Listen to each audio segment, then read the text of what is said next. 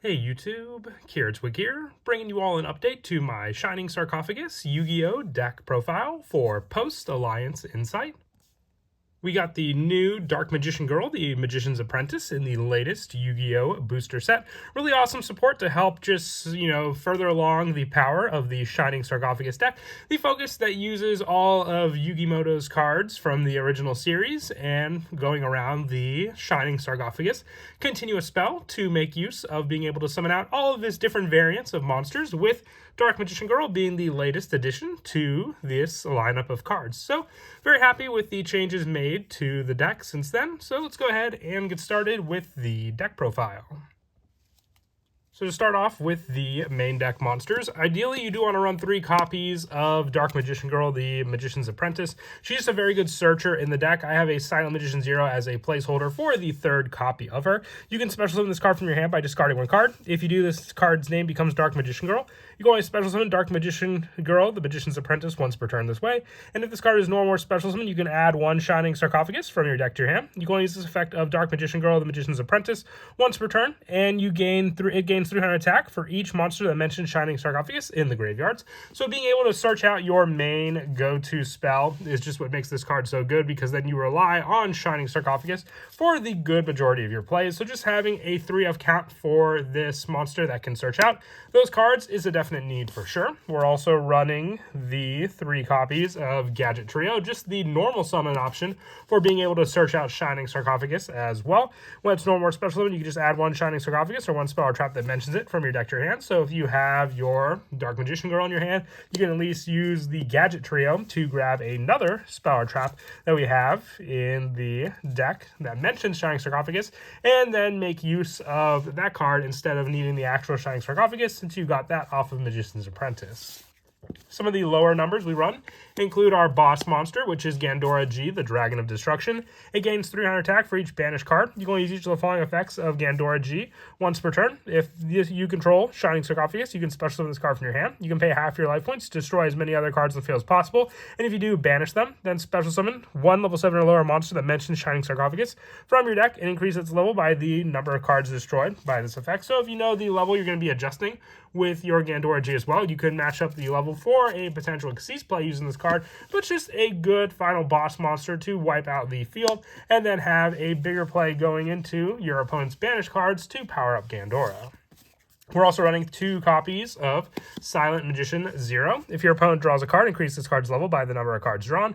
While its level is higher than its original level, it gains attack equal to the difference times 500. When your opponent activates a spell or effect while you control Shining Sarcophagus, you can negate the activation and increase this card's level by 1. So just having a spell negator in the form of this card, with our other one-ofs being 1 Dark Magician, the Magician of Black Magic, 1 Archfiend's Advent, and then the 1 Silent Swordsman Zero, having more or less options for the attack boost with Silent Swordsman Zero, being able to also have protection for cards that target our own cards with Silent Swordsman Zero, more setup for searching out our different spell or traps with our Dark Magician, the Magician of Black Magic, and then Archfiend's Advent being able to take control options of our opponent's cards using it as well. But just 1 of text, they're searchable with other cards in the deck.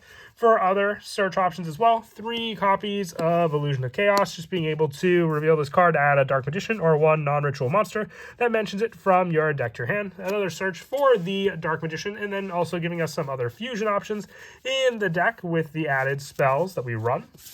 And then for the hand trap lineup, we are running the 3 copies of Fuelos and the 3 copies of Ash Blossom, just the standard hand trap lineup, with the additional ones that I run being the 1 copy of Dimension Shifter and the 2 copies of Effect Veiler, since Dimension Shifter is now at 1 off of the ban list, but still good for the banish support that we can make use of in this deck also. For the spells, we're running 3 copies of Shining Sarcophagus. It's our main go-to spell. It cannot be destroyed by monster effects. You can only use each of the following effects of Shining Sarcophagus once per turn. During the main phase, you can add 1 card that mentions Shining Sarcophagus from your deck to your hand, except for Shining Sarcophagus. If your opponent special summons a monster from the graveyard, except during the damage step, you can discard 1 spell, then target 1 of those monsters and send it to the graveyard, playing off of the original Yugi's use of Gold Sarcophagus, matching the Pharaoh when they activated Monster Reborn, and then stopping that card from resolving. So just a good spell for search and stopping our opponent's plays, and it also can avoid the Gandora G destruction by not being able to be destroyed by monster effects. We're also running 3 copies of Future Monster Silence. Add one monster that mentions Shining Sarcophagus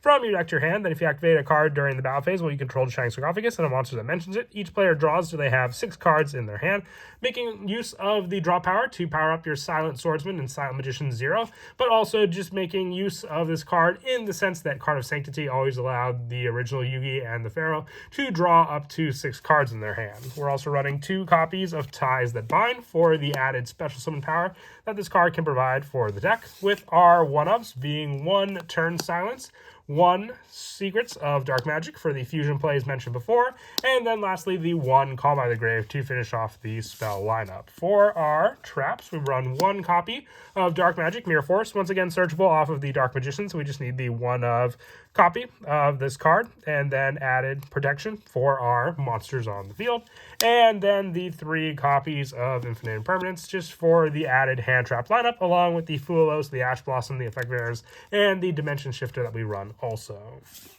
For the extra deck, we run a pretty generic lineup for the Link monsters. So 1 copy of Dark the Dark Charmer Gloomy, 1 Haggard Lizardos, 1 SP Little Knight, along with 1 Nightmare Unicorn, 1 Selene Queen of the Master Magicians, and the 1 Access Code Talker for our Link monster lineup, with our Xyz monsters being the 1 Baguska, the 1 Tornado Dragon, the 1 M7, the 1 Big Eye, the 1 number 38, along with the 1 Sky Crisis, and the 1 Zeus. With our fusion monsters, I have the Dark Magicians and the Master of Chaos. If you want to run Dark Dragoon, you could just replace one of these 2 fusions. I just didn't know where my last copy of Dragoon was to place into the deck. So you can replace either 2 of these fusions, being able to be summoned out with the Illusion of Chaos that we run, Dark Magician, and then vice versa with Dark Magician and Dark Magician Girl on the field as well with that fusion spell. As for some of the go-to plays in the deck, as I mentioned before, the new Dark Magician Girl definitely does help. Just being able to discard any card in our hand to special summon this card and then get the initial search for our Shining Sarcophagus. So just this 1 card combo can then search the Sarcophagus using its effect to search an additional card. The gadgets can be our normal summon for that turn and then give us 1 additional spell or trap, or 1 that mentions it, for those cards as well. And then being able to use the cards like Ties That Bind, since we search that card, controlling the Shining Sarcophagus, and a monster that mentions it, special summoning 2 level 4 lower monsters with different names that mention Shining Sarcophagus, can give us our Silent Magician 0, and then our Silent Swordsman 0 as well, giving us a full monster field just from being able to reveal those few couple cards.